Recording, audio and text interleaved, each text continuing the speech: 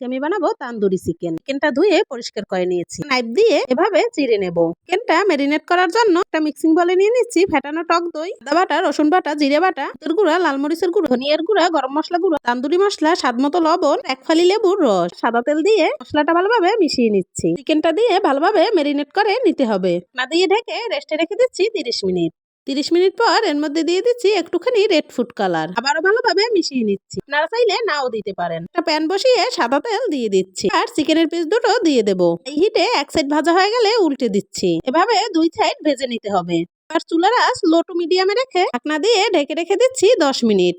মাংসটা খুব সুন্দরভাবে সেদ্ধ হয়ে যায়। থেকে লেবু কুচি দিয়ে আরো ভালোভাবে মিশিয়ে নেব। ভাজা হয়ে গেছে, এবার একটা প্লেটে নিয়ে নিচ্ছি। টুকরো কয়লা পুড়িয়ে দিয়ে দেবো। তাকে ঘি দিয়ে ঢাকনা দিয়ে ঢেকে দিচ্ছি। কয়লার খুব সুন্দর একটা ফ্লেভার পাওয়া যাবে। তান্দুরি চিকেনটা দেখতে যেমন মাশাআল্লাহ, খেতেও কিন্তু দারুণ হয়েছে। আপনারাও বাড়িতে ট্রাই করবেন। আল্লাহ হাফেজ।